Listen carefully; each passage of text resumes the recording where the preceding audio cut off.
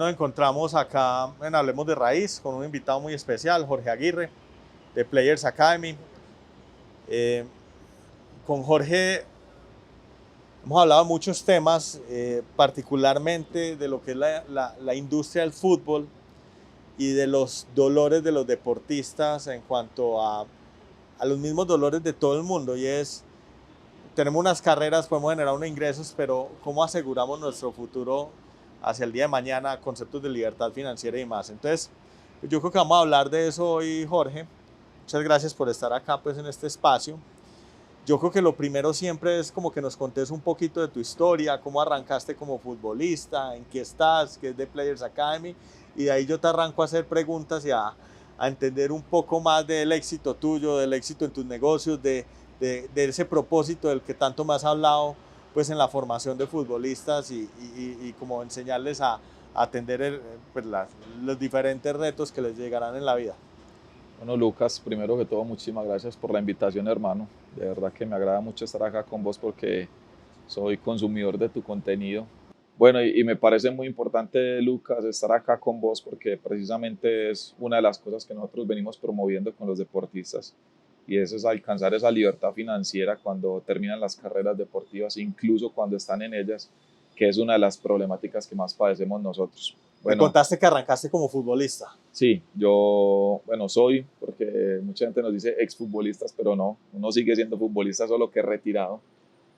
Jugué 18 años como futbolista profesional en distintos equipos como Envigado, Águilas Doradas, Junior, Santa Fe, Huila, Bucaramanga, toda mi vida dedicada al deporte.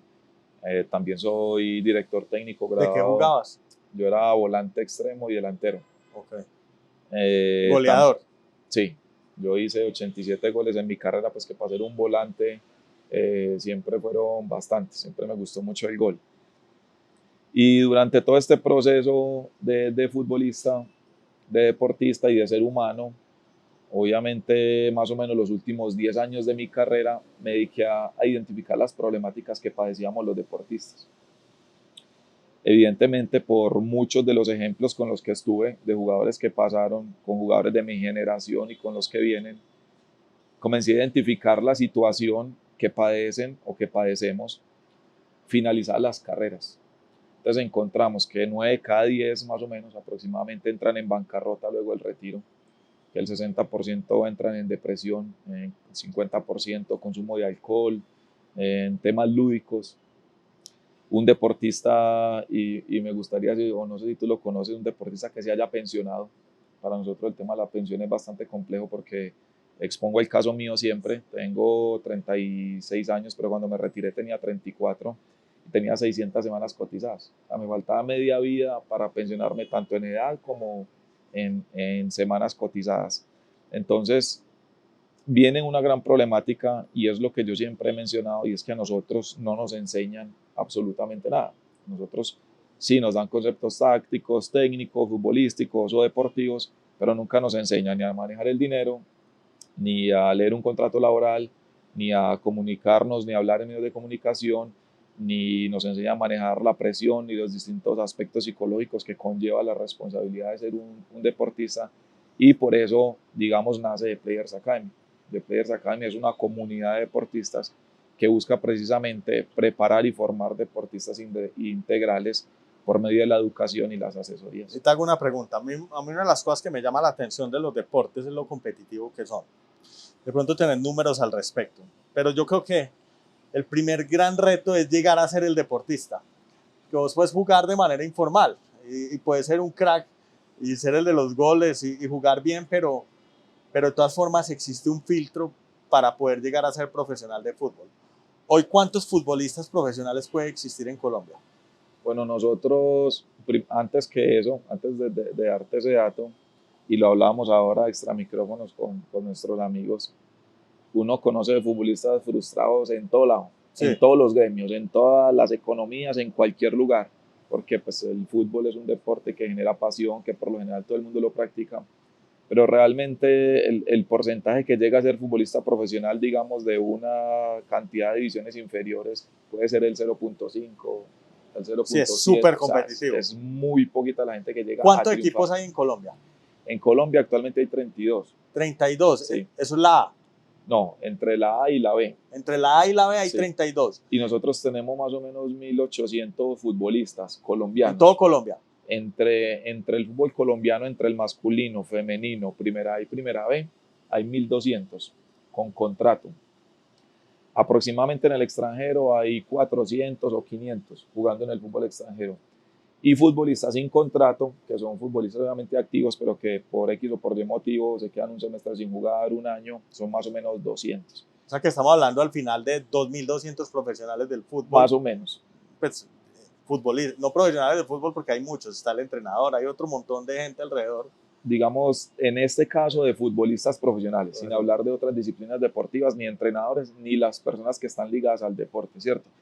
Y es un reto, pues, llegar a ser profesional, el tema es un reto absurdo. No, es demasiado difícil. Los administradores de empresas o economistas somos un montón, pues. Eso, porque vos puedes estudiar, al final te gradúas. Claro. Pero graduarte como futbolista profesional ni siquiera depende de tu capacidad, porque puedes tener la capacidad de ser un futbolista profesional, pero los distintos factores que uno ni siquiera sabría nombrarlos juegan muchas veces a favor o en contra de poder llegar a ser un deportista de alto rendimiento. ¿Hoy la industria es una industria formal o es una industria todavía con mucha informalidad? Bueno, hoy en día, digamos, en cuanto a los contratos laborales, ha tomado mucha formalidad. Sí. Anteriormente había mucha informalidad, incluso no se pagaban mucho la seguridad social, todos los temas tributarios para uno. ¿Vos arrancaste a jugar en qué año? Yo arranqué por allá fútbol profesional como en el 2005, 2004, más o menos. ¿Y cuando arrancaste tenías un contrato laboral, te pagaban tu pensión, tenías tu ARL, tenías, o en ese momento, por ejemplo, todavía era algo que no era de todo el mundo? Yo creo que en ese momento no, Yo sí tenía un auxilio, incluso desde muy niño, como desde los 14 o 15 años, a mí ya me empezaron a pagar como me pagaban el mínimo en esa época, pero era un auxilio, nosotros éramos auxilio. Después los modelos fueron cambiando, le pagaban a uno unas partes por publicidad, sí, otras partes como contrato laboral, incluso ahora tú puedes tener un salario, digamos, por el mínimo, con las prestaciones por el mínimo y el resto te lo pagan por publicidad, por vivienda, por el subsidio del teléfono, por diferentes variantes. Entonces, hay clubes que obviamente tienen mucha formalidad. Hoy en día sí te pagan todas las prestaciones sociales, pero hay otros que de pronto no encuentras ese equilibrio. Y estamos hablando del fútbol, ahora ni te quiero mencionar otros deportes. Hay otra cosa, no sé pues cómo es, pero lo que uno entiende es que son carreras que arrancan muy jóvenes, que el talento se encuentra desde muy pelado con la pony fútbol y no sé con cuál otras cosas, pero uno empieza su carrera muy joven. ¿Existe equilibrio entre esa carrera profesional de futbolista y temas académicos o esa preparación para el futuro? ¿O hoy el que está metido en el fútbol está dedicado 100% al fútbol y es difícil pues pensar en una carrera o algo por el estilo? Mira, Lucas, el deporte de alto rendimiento sin duda es una profesión, ¿cierto?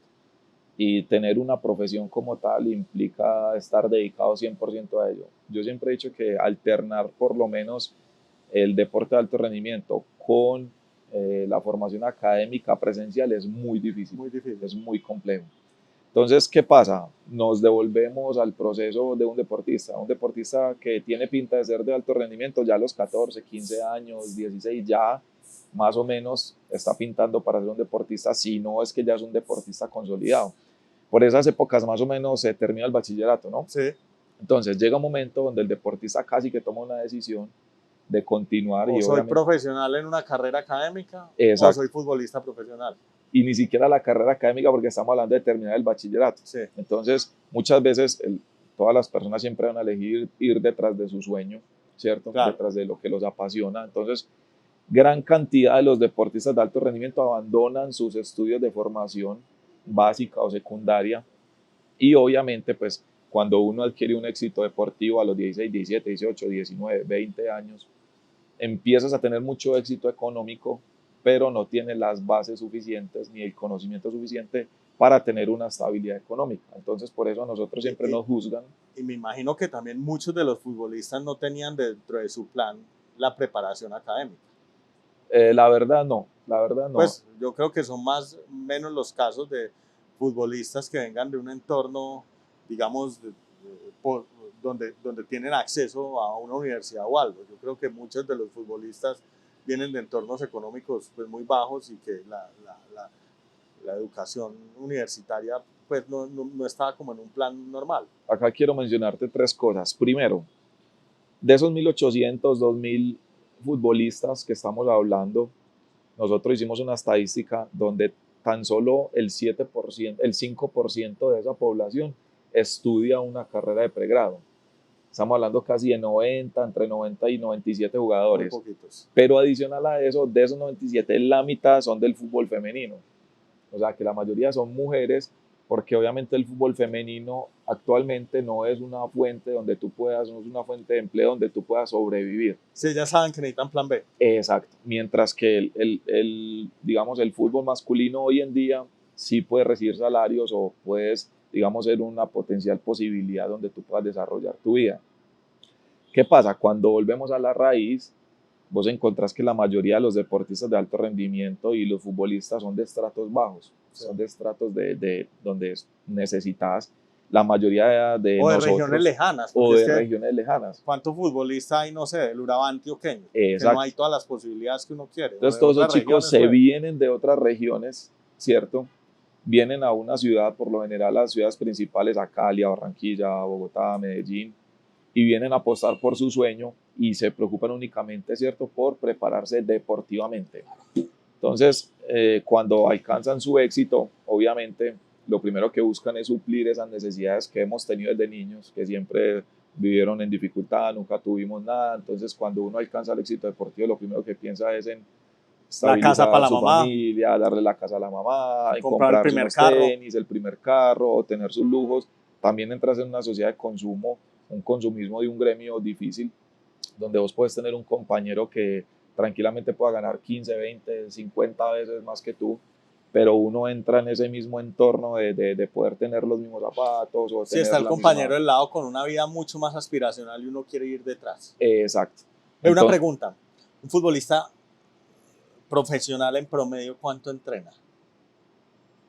O sea, eso... Es, digamos, es relativo, pero por lo general, pues un futbolista profesional todos los días puede entrenar entre 2 y 3 horas. Digamos, de entrenamiento del club profesional. Sí. Ahora, si hacen 2 jornadas, pues obviamente pueden ser 4 o 5 horas en el día. O si tú complementas, porque hoy en día se ve mucho que el deportista complementa su jornada laboral con gimnasio, entrenamientos de fuerza, pero por lo general sí, son 2 o 3 horas en el día. Esas son las 2 o 3 horas dedicadas a fútbol. Sí. Pero me imagino que después hay temas de estiramientos, temas de táctica, temas, o cómo es ese día a día del futbolista. Lo que pasa es que una parte fundamental de un deportista es el descanso, es la recuperación. Entonces, un deportista durante el día puede prepararse todo el día. ¿A qué me refiero? Con que tener una buena alimentación, sí. Desde tener un buen desayuno, desde dormir las 8 horas que normalmente dormir, de tener un buen descanso post-entrenamiento. Entonces, toda esa sumatoria del día es lo que hace que un deportista verdaderamente tenga éxito pues, en su parte corporal. Es un compromiso total. Porque yo puedo entrenar 2 horas, pero después te salgo a funcionar y voy camino y luego voy al colegio y luego voy allí y luego voy allá y luego al otro día vas a estar reventado. Entonces, obviamente la gente dice, no, es que ustedes solo trabajan 2 horas, solo trabajan 3 horas. Eso sí, no existen días festivos, no existen días especiales, porque todos los fines de semana se trabaja aún más. Viajas constantemente, las fechas especiales las tienes que pasar con compromisos deportivos. Entonces es como se cambian unas cosas por otras en ese sentido. Entiendo que el fútbol cada vez es más competitivo y cada vez hay más partidos a la semana. ¿Un futbolista en promedio juega cuántos partidos a la semana? Bueno, actualmente se están jugando entre 2 y 3 partidos a la semana, que eso es una exigencia bastante alta. El partido es el momento más exigente de la semana. Sí, es el momento más exigente. Entonces hoy en día, digamos, si uno tiene 3 competencias, que digamos domingo, miércoles, domingo, se juega un domingo. Si es de local, pues obviamente estás en la ciudad concentrado. Si es de visitante, tienes que viajar. Entonces juegas domingo, más o menos recuperas el lunes y ya hay que estar preparando el partido para el día miércoles. Más o sea, la jornada de viaje, más... un día y medio de recuperación. El fútbol siempre ha sido un deporte de mucho impacto. Uno arranca una carrera profesional en fútbol, más o menos me decías 14, 15 años. Bueno, yo Yo realmente, desde que tengo uso de razón, estoy dedicado al fútbol, Desde desde los pequeñito, 4 o 5 años. Ok. Para mí un momento, digamos, como que marcó la diferencia fue la baby fútbol, lo que hoy en día es la baby fútbol, lo que antes se conocía como la pony fútbol, y esa es la época de los 12 años. Sí. Ahí yo quedé en el torneo de la pony fútbol, quedé goleador y mejor jugador. Y ahí obviamente todos los ojos están en Ahí mí, ya todos los empezaste a equipos decir me esto de querían. pronto es por este lado. Exacto, entonces ya aparecieron los equipos que querían comprar mis derechos de formación, que querían hacerme contrato, entonces ahí dijimos, bueno, se puede convertir en una posibilidad. Y desde ahí yo creo que considero que fue como la base para mirar el fútbol como una profesión. Y más o menos, ¿hasta qué momento es un jugador viable? Pues porque uno, no sé, un Cristiano Ronaldo creo que es algo excepcional. Es un tipo de, ¿qué? 34 años. No, Cristiano ya va para 38, si no estoy mal, 38 39, años, pero él pero es un parece caso de único. 20. Pero, ¿Sí o no? Es un esos tipo. son casos únicos, son casos excepcionales, obviamente. Pues ¿Cuánto un es el promedio de deportista, vida útil de un jugador profesional? el promedio, digamos, de retiro de un futbolista profesional está a los 33 años. Entonces, depende de cuándo haya salido, ¿cierto? Porque hay deportistas que salen desde los 15, desde los 17, desde los 20, desde los 25. Pero me imagino como todo, a los 15 el que empieza a trabajar en el fútbol todavía no es una estrella.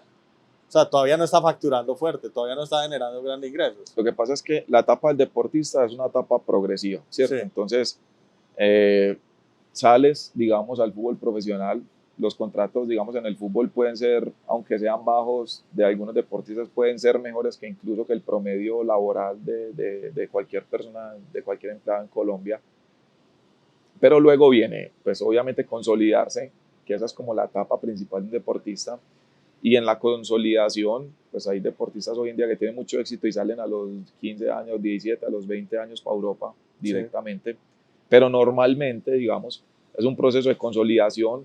Luego hay, como los deportistas tienen contrato mínimo un año y máximo 3, entonces ahí es donde están los periodos donde tú puedes renovar contrato. Obviamente si vienes bien puedes mejorar, si no vienes tan bien Sí, ahí puedes es donde están estancarte. los saltos importantes si vas bien. Pero diría yo que en promedio un futbolista en promedio puede cobrarte en la carrera un exitoso 8 o 10 años.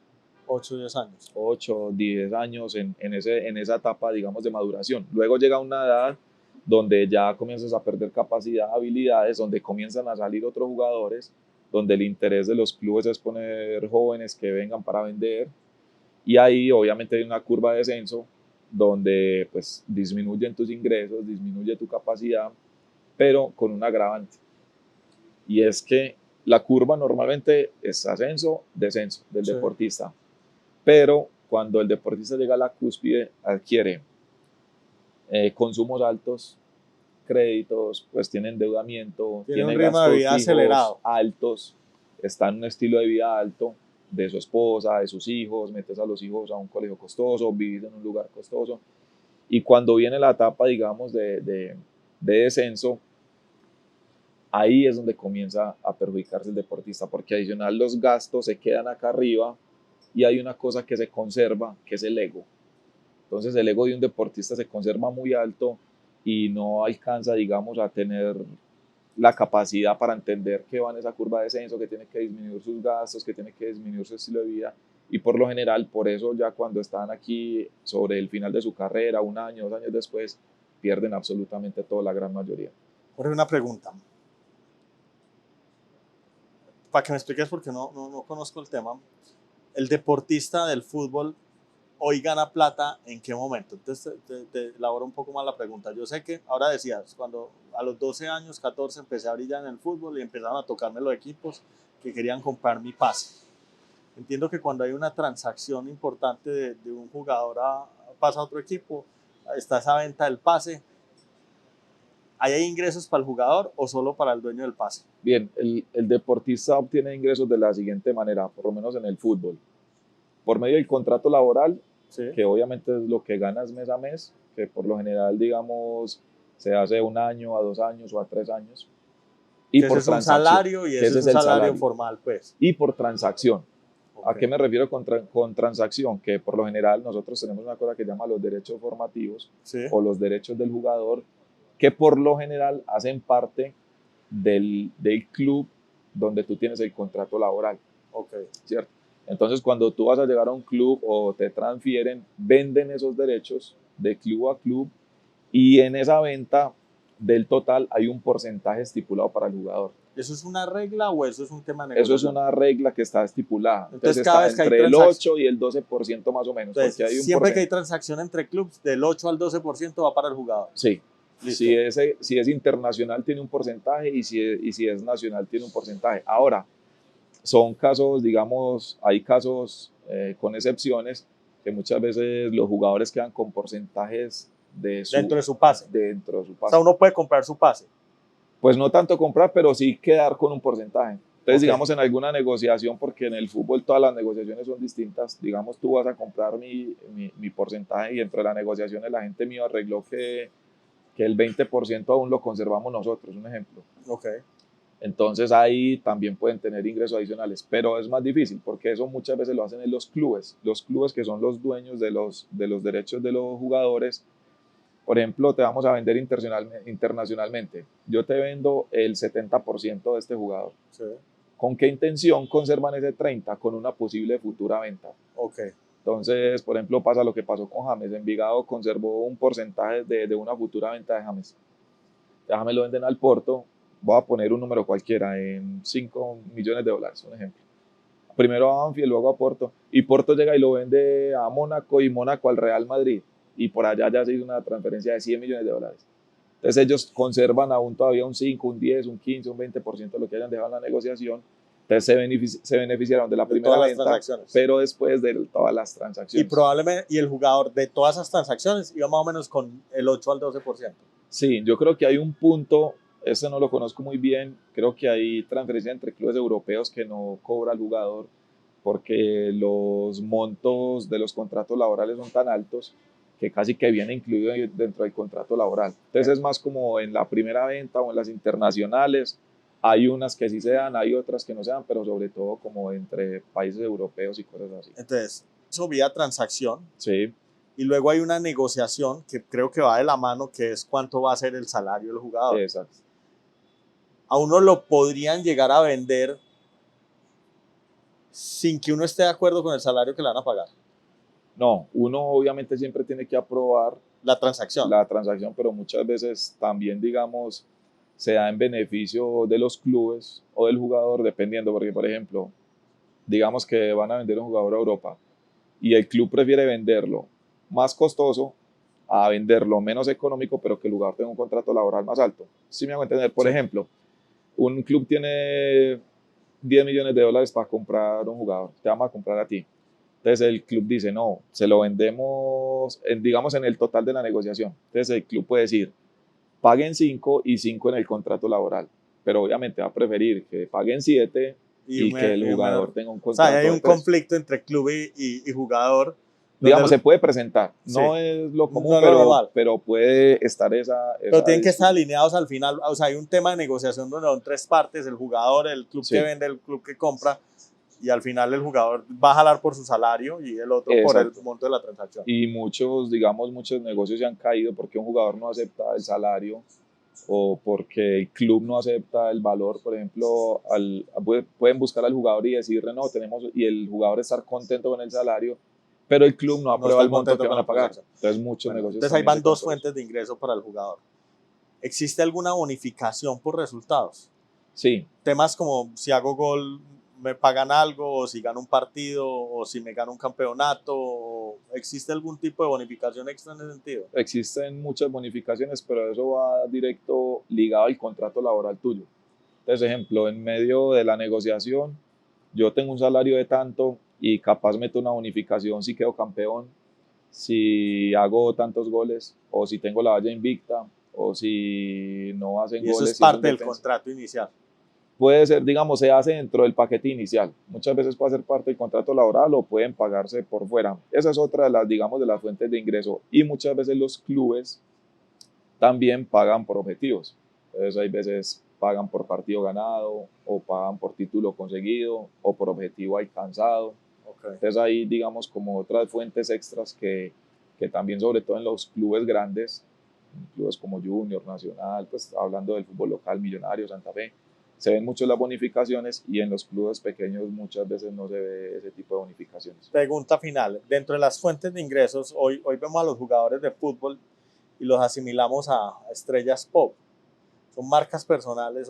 En general en el deporte empieza uno a ver que se empiezan a crear unas marcas personales muy potentes.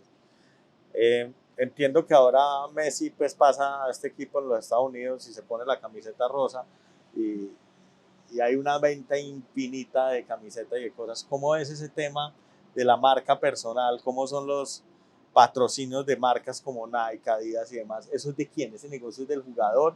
¿Ese negocio es del club? ¿Eso es del representante? ¿Eso cómo funciona la marca personal? Si vos como futbolista hoy llegas y le haces publicidad a un hotel mío o salís para Postobón hablando de una gaseosa, ¿eso es el negocio de quién? Bueno, ahí hay varios frentes. Primero, ese tipo de negocio internacionalmente se consume mucho, o sea, se vende mucho. Es muy bien remunerado, incluso hay jugadores que facturan demasiado en su marca personal, mucho más que sus contratos laborales. En Colombia todavía no está tan explotado eso, pero funciona. Uno tiene los derechos de imagen. En Europa funciona mucho que hay algunos clubes, cuando firmas el contrato laboral, firmas el derecho de imagen, o sea que los clubes pueden Se hacen explotar dueños de. tu imagen y cobran con las marcas porque obviamente tú vistas, digas algo. Acá en Colombia se maneja mucho también, pero uno puede quedar con sus derechos exclusivos de imagen, que ahí está, digamos, la habilidad de la gente o del abogado que te haga firmar el contrato. Entonces, yo siempre he dicho una cosa, los futbolistas y en los deportistas, los artistas se convierten en unas marcas personales Muy impresionantes, potentes. facturan como empresas, hay muchas empresas que tienen, no sé, 50, 100 empleados para poder facturar como un futbolista, pero esas empresas tienen una constitución impresionante, tienen departamento jurídico, comunicativo, financiero, de todo. Y cuando hago el paralelo con los deportistas, puede ser un solo jugador que facture más que esa misma empresa, pero no se comporta como la No empresa. tiene estructura corporativa. Exacto. Entonces, cuando vas a mirar, es una sola persona que no tiene educación, que no tiene formación, que factura mucho, pero que después se perjudican sus temas tributarios, en todos sus temas financieros, porque no tiene conocimiento. Y ese ha sido parte de nuestra enseñanza, es convertir a los deportistas en verdaderas empresas. Entonces, claro, cuando tú tienes una marca Ese es personal, el propósito de Players Academy. es uno de los propósitos. ¿Hace cuánto nace de Players? Bueno, de Players nace ya vamos para 3 años, digamos, consolidados como marca. ¿Quiénes se juntaron para montarla?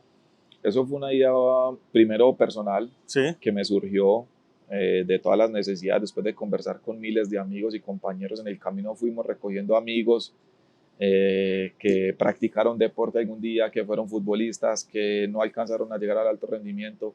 Comenzamos a sumar todos esos conocimientos y después en el camino se nos sumaron deportistas como el Pío Valderrama, como Daniela Montoya, como James Rodríguez, Juan Fernando Quintero, Rafael Santos Borré, Choronta Restrepo, Gustavo Cuellar, David Ospina y varios otros deportistas que nos han apoyado mucho porque ese es el legado que nosotros queremos dejarle al deporte del país. ¿Qué hace hoy de Players? Bueno, de Players hoy nosotros tenemos una plataforma educativa específica en las necesidades de los deportistas. Volvemos a lo mismo con temas financieros, jurídicos, psicológicos. Tenemos un área de asesorías donde tenemos los especialistas en cada área para poder brindarle a los deportistas esos apoyos. Tenemos The Player Business, que es Entonces, en ese particular, tenés el asesor tributario, sí, tenés el agente. psicológico, financiero, agentes, deportistas, nutricionistas. O sea, si yo fuera hoy exitoso en el fútbol, yo te podría llamar y vos me asesorarías en todo. En todo. Sí. Y te debería llamar desde el principio, o sea, desde los 12 años cuando arranqué a jugar, casi que te debería empezar a tocar las puertas o todavía no, muy temprano.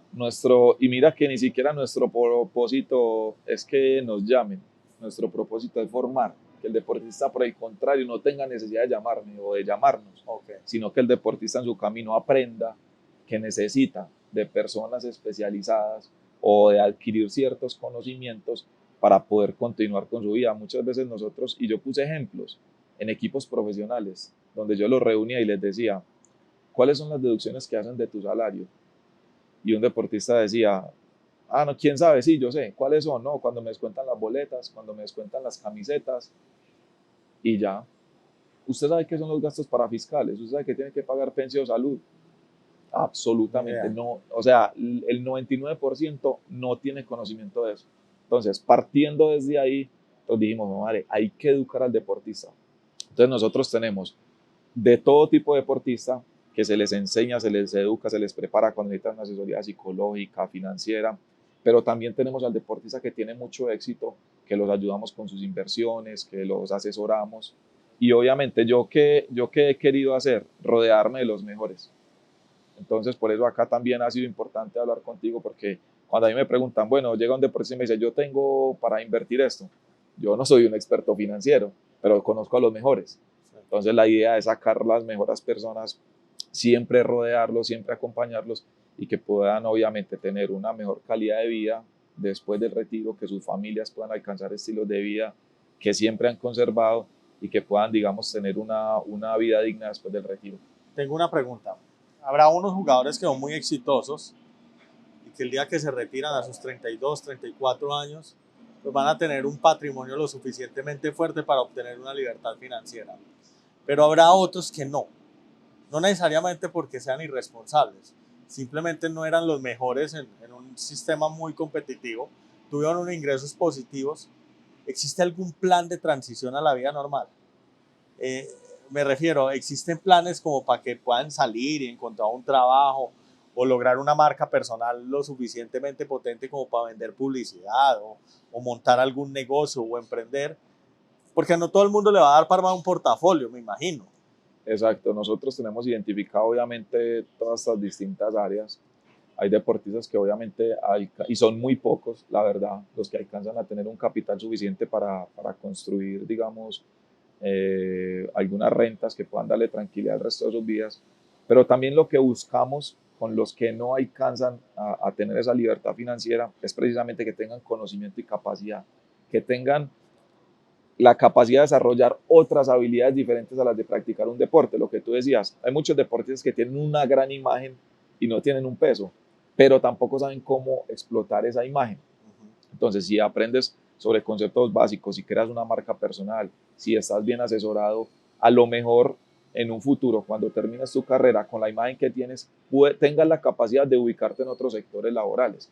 Pero un deportista que termina, no estudió nada, que nosotros obviamente también incentivamos mucho a la educación formal, es que cuando acabas tu carrera, a los 32, 33, 35 años, no sabes otra cosa que practicar un deporte. Entonces es lo que yo, el ejemplo que yo le pongo a los abogados, a los financieros, a todo el mundo, y te lo pongo a ti.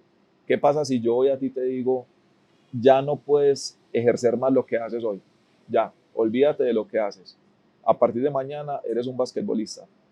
No está uno en problemas. Entonces, ¿qué vas a decir? Fue pucha, pero si yo no sé jugar basquetbol, si yo no tengo la técnica, no tengo la capacidad, no le toca. Bueno, entonces, ¿qué hago? Me toca poner a estudiar de basquetbol, voy a entrar a basquetbol y quizá en tu proceso se te lleve 2, 3, 5 años, que es el ¿Qué hago proceso durante? que hace durante, que es el proceso que vive el post del deportista cuando comienza a educar, a prepararse, a formarse y capaz en esos 3 o 4 años se le pasó la oportunidad de su vida o perdió todo lo que tenía o lo mucho o lo poco que tenía. Entonces, ¿cuál es la idea de nosotros?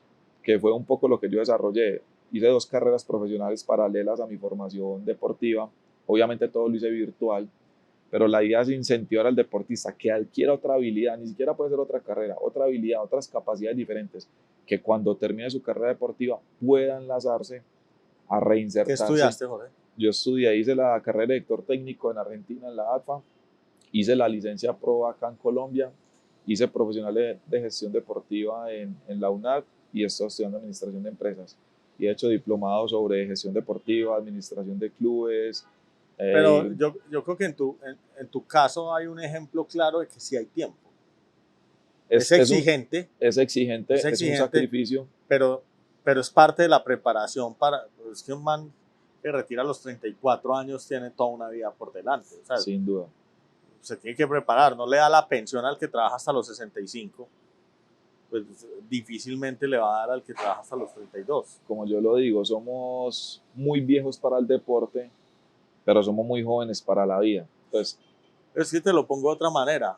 Un médico con especialización, que en Colombia entiendo no le pagan bien hasta que no termina la especialización, ¿a los cuántos años se gradúa? Pues uno, yo creo que yo salí de la universidad, mi carrera de pregrado a los 23. Si le ponen una especialización médica, ¿cuánto dura una especialización médica? ¿4 años, 5 años? 4, 5, 6, 7 años pueden tardar la gente Entonces ya estudiando. estamos hablando de alguien casi cercano a los 28, 30 años, apenas va a arrancar a facturar.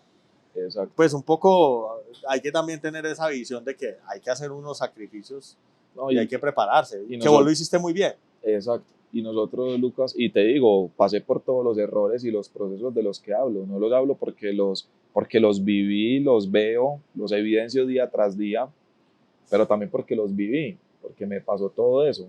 Y todas esas situaciones que nos pasaron, porque nos rodeábamos todos los días, hablamos con amigos del fútbol, es venga, ¿cómo ayudamos para los chicos que vienen en camino, para los que están consolidados? ¿Cómo los podemos ayudar para que no vivan lo que nosotros vivimos? Ojalá, yo hubiera sido un afortunado de la vida donde yo hubiera encontrado personas como nosotros que brindan este apoyo. Yo hubiera Los dado lo equipos que no hacen fuera. eso. Los clubes no hacen eso. Los no clubes hacen están es muy enfocados en la parte deportiva, en Sí. el mayor rendimiento deportivo. Digamos que realmente pues el foco de un club de fútbol o de un club de alto rendimiento pues es la parte deportiva, es su negocio.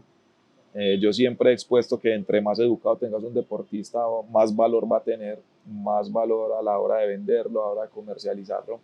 Pero obviamente pues eso es un tema netamente deportivo y mientras el futbolista te rinda o el deportista te rinda, obviamente siempre digamos van a sacar provecho de eso. Ahora vamos a la otra parte, que es lo que yo siempre digo.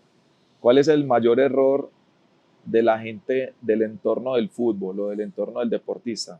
Que no ven el ser humano que hay detrás del deportista. Entonces, así, todo el tiempo hemos hablado de futbolista, pero ¿quién ha hablado del ser humano? ¿Quién ha hablado del miedo que siente uno cuando salta a la cancha, del pánico, de si se murió mi papá, mi mamá, mi hermano, mi tío, tengo que igual saltar a la cancha? ¿Quién se preocupa porque yo tengo deudas, compromisos y peleé con mi esposa? A nadie le importa. Yo tengo que salir a la cancha a rendir bajo la exigencia del periodismo, de los aficionados, de los directivos, de todo el mundo. Entonces, cuando el deportista se acostumbra a vivir bajo tanta presión que nunca nos preparan para eso, nunca nos preparan. Cuando uno termina su vida productiva a los 32, 33 años, ya vienes con una madurez impresionante, mientras el médico, el abogado está terminando su especialización, está saliendo de la casa de sus padres, está comenzando a facturar, nosotros venimos siendo ya unos viejos retirados, dejamos de producir y viene un gran choque emocional con nuestras vidas.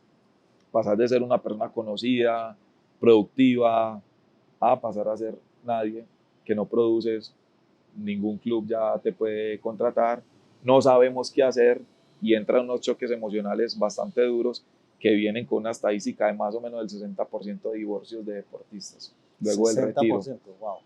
Entonces, cuando uno comienza a retroceder y a analizar un mundo de cosas, y te digo, yo lo viví, el retiro es durísimo. O sea, el retiro, por más bien que estés, así estés muy bien, he conocido casos de depresión de deportistas muy exitosos después del retiro. Porque, Claro, eras futbolista, era tu carrera, eras un ídolo y de un momento a otro pasaste a ser nadie. exacto, y no es solo ni siquiera pues, ser o no ser reconocido, sino que es, Pero tenías trabajo, pues ibas a jugar fútbol. ¿Cuál era el plan? Voy a ir a jugar, hoy tengo partido. es la actividad del día a día, la constante depresión, uno se acostumbra a vivir con una adrenalina intensa todo el día y cuando ya pasas es difícil. Yo por eso aconsejo mucho a los deportistas que están en esa transición encontrar algo que los apasione. Uno tiene que encontrar una motivación, tiene que tener un motivo del cual uno se alimente día tras día. Entonces, y muchos de la motivación de casi todos los deportistas es jugar fútbol. ¿Sí me hago entender? Entonces pierden lo que hablamos ahora abajo, esa motivación del día a día, de la realización, de que alcanzan un objetivo, de que son tal X o Y personas. Y muchas veces pueden estar con mucho dinero, ser reconocidos y no sentirse felices, no sentirse contentos con lo que tienen. Y no solo le pasa al deportista, le pasa a cualquier persona que hablamos ahora. Yo quiero tener un objetivo de ser un médico tal y tal y tal. Y resulta que llega ese día y de pronto no le encuentra más sentido a lo No, que yo hace. creo que al final del día le pasa a todo el mundo. Mira que uno está en una empresa y uno está muy comprometido con el trabajo y todo, y llega un día en que lo cortan a uno y lo sacan y hay que pasar un despecho fuerte Muy duro. y hay que reinventarse. Hay que Exacto. reinventarse. Lo que pasa es que la mayoría de los profesionales tienen habilidades que le permiten, pues, administradores se necesitan en muchos tipos de compañías, no es un mercado de 2.200 personas, y donde la edad no es, no es una limitante ni tu capacidad física, es más un tema intelectual. Entonces, si tienen un mercado donde hay muy pocas oportunidades que hace muy difícil pues, seguir ahí. Hay una frase muy célebre de Marcelo Roffé que dice que el deportista muere dos veces, y es una cuando acaba su carrera deportiva y obviamente cuando se muere pues físicamente. Y muchas de las personas del común no alcanzan a vivir esa etapa de la muerte deportiva o de la muerte de lo que hacen, porque volvemos a lo mismo, las personas se pensionan a los 60 y pedazo, ya cuando están desgastados, cansados. Pero ya tienen asegurada una pensión. Exacto, mientras nosotros dejamos de ser lo que hemos sido toda la vida en la mejor etapa de la vida, porque sea entre los 30 y los 40, póngale en promedio máximo, seguís siendo todavía vital. Muy vital. Entonces, dejas de ser productivo lo que has sido toda tu vida, y eso es un golpe emocional demasiado fuerte para el deportista, para la pareja, para los hijos, para los padres, para todo el mundo. Y yo siempre he dicho, nunca nos preparan para eso. Una vez yo hablando con una tía, ella me decía, lo que más me gustó fue que a mí me prepararon para pensionarme. Entonces, un año atrás los llevaban a reuniones, les explicaban cómo iban a hacer después de que ya no tuvieran que trabajar, el tema emocional, que la depresión. A nosotros nunca nadie nos prepara para eso. Ve una pregunta, en el resto del mundo es común en ciertos deportes hablar de sindicatos o de agremiaciones de los jugadores. ¿Eso existe en Colombia? Sí, nosotros tenemos una agremiación de futbolistas que se llama Acolfutpro y vela mucho por los intereses por el bienestar de los deportistas. Sí. Sobre todo en el tema laboral. Ok. Sobre todo en el tema laboral. Hoy desde Players Academy, ¿cuál es el proyecto que más te entusiasma? ¿Cuál crees que va a ser el proyecto que más impacto va a generar? Nosotros siempre hemos tenido una visión muy social, muy altruista, y más que yo encontrar un beneficio económico en todo esto, yo creo que yo siempre he dicho, si yo beneficio a un chico, si un chico me da las gracias o nos da las gracias a nosotros, se adquiere conocimiento, para nosotros ese es el mayor triunfo. Yo quisiera impactar todo Colombia y sabemos que estamos para lograr en muchos lugares del mundo, porque he tenido la fortuna de estar en diferentes lugares, conocer jugadores, atletas top y encontrar las mismas necesidades, las mismas en el fútbol europeo, hasta en Arabia Saudita. Y para nosotros hoy, digamos, tener una marca consolidada, que sabemos que nos escriben a redes sociales, que nos contactan, que tenemos casos de éxito, eso para mí es la mayor satisfacción, de verdad. Para mí poder servir, poder ayudar. Y yo le digo a los amigos que hemos tenido la oportunidad de hacer muchas cosas, yo le meto tanta pasión a esto, que es lo que yo hubiera querido hacer con mi capital, con mi vida, con mis cosas. Y muchas veces lo veo reflejado en mis colegas, en mis amigos, en casi que hermanos. Y eso para nosotros es la mayor satisfacción. De las conversaciones que hemos tenido, a mí lo que más me llama la atención es que al final vos, por lo que hemos hablado, es como un guía o un asesor donde vas a hacer una cosa muy importante, y es que vas a lograr juntar varios de los jugadores, mostrarles un norte.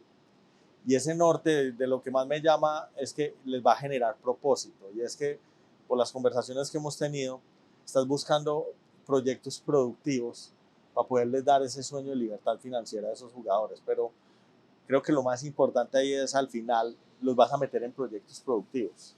Y proyectos productivos donde, no sé, terminarás haciendo algo en propiedad raíz, terminarás haciendo algo en emprendimiento, terminarás haciendo algo académico, pero los vas a poner a hacer actividades productivas, que es que creo que el mayor dolor, por lo que he identificado con la conversación contigo, es que dejan de ser futbolistas y dejaron de ser. Pero cuando los pones a hacer algo productivo y los volvés socios, no sé, en un hotel, o los volviste socios de un restaurante, o los pones a maximizar su potencial como marca propia y a patrocinar marcas y a utilizar esa marca personal, les volviste a dar propósito, y ahí está el sentido de la vida. Yo creo que ahí sí vas a tener un impacto gigantesco con esa comunidad, y creo que vas a tener mucho impacto adicional porque estás muy bien asociado. estás con mucha gente que es bastante influyente en el gremio y creo que eso va a hacer una diferencia significativa en el alcance que vas a poder tener en la comunidad. Nosotros, muchas gracias Lucas por eso que dices, es muy bonito y va muy ligado con lo que nosotros hemos querido promover siempre porque, como te digo, estamos en todas las escalas del deporte, en todos los niveles, tanto sociales como económicos. Y hay muchos chicos, muchos deportistas que hoy son grandes empresarios, que se han rodeado muy bien. Hay casos muy exitosos y eso nos alegra demasiado. Y yo que he tenido la fortuna de compartir con ellos, Lucas, hay gente que ha encontrado la oportunidad en ellos económica, ¿cierto? Porque saben que tienen capitales y aparecen negocios todos los días. Todos los días aparecen oportunidades de negocio. ¿Cuál ha sido la diferencia con nosotros? Lo que tú dices. Nosotros hemos querido que esos capitales o los proyectos que ellos hagan tengan un propósito y que ese propósito no solo sea económico, sino que sea un tema también social, que podamos beneficiar a otros de la escala o de la pirámide que se puedan beneficiar, valga la redundancia, de lo que han conseguido ellos o que consigan sus logros personales o que inviertan en lo que los apasiona. Sí. Pongo el ejemplo de Cuellar.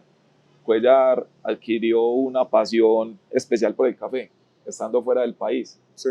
Entonces él empezó a tomar café y le cogió amor al café y a su tierra. Y yo le dije, bueno, pues montemos un café. Queremos una marca de café que te apasione. Ya veníamos construyendo su marca personal, entonces su marca personal la convirtió en una marca sombrilla, de que ese mismo logro se desprendió la ropa de marca, se desprendió su marca personal, se desprendió el café. Entonces eso también a nosotros nos va, esos casos de éxito nos van mostrando día tras día rutas de posibilidades que se abren, de oportunidades, pero que siempre encuentren un norte y un propósito. Entonces, qué rico que él el día de mañana salga de terminar su carrera deportiva y le dé vuelta a sus cafés que los apasione, vaya y los pruebe a sus fincas o vaya y visite un hotel que le gusta. Eso es lo que buscamos nosotros, no solo que tengan su libertad financiera, sino que también, Propósito. digamos, tengan su propósito, tanto social como personal. Buenísimo. Jorge, no, muchísimas gracias por el tiempo. Todo lo que vamos a hacer juntos, fabuloso. De verdad, creo que hay que hacer mucho por el deporte hoy en el país y hay que hacer que el deporte sea negocio para la gente. Es una salida más en el desarrollo del país. Entonces, muchísimas gracias por el tiempo compartido con nosotros. Hombre, Luca, muchísimas gracias y quería aportarte lo último, que a mí me alegra mucho conocer personas como vos por un propósito, porque para mí el propósito también de todo lo que nosotros hacemos es hacer país, es unir personas buenas. Yo Sí. siempre he dicho, y tengo un dicho que parece tonto, pero siempre digo, los buenos terminan con los buenos y los malos con los malos. Me pasaba que cuando llegaba a los equipos de fútbol podías conocer muchas personas, pero al final terminabas el semestre o la temporada con los buenos, con los que son como vos, con tu esencia. Y nosotros hemos querido rodearnos de personas porque para nadie es un secreto que actualmente los capitales de los deportistas y de los inversionistas quieren ponerlos afuera y pues traer proyectos al país donde generen empleo, donde generen beneficio para la comunidad, donde vuelvan un poco, como yo lo llamo, esa retribución social y el cariño social que les ha brindado la gente en proyectos en el país y enlazarlos con personas como vos, que tengan nuestro mismo pensamiento, nuestra misma filosofía. Eso yo creo que hace aún más grande los propósitos que nosotros tenemos. Total. ¿Sabes qué? Yo siempre hago la reflexión y mirándolo desde lo práctico, quitándole el propósito, Colombia está todo por hacerse. Ahora hablábamos algo y decíamos, donde hay problemas hay negocios y hay oportunidades. En Colombia están todos los problemas y todas las oportunidades. Entonces, sí, fabuloso poder utilizar esa energía y esas anclas que hay ahí para generar progreso en el país. Oiga, muchísimas gracias. Muchísimas gracias, Lucas. De Muy una, formal. papá.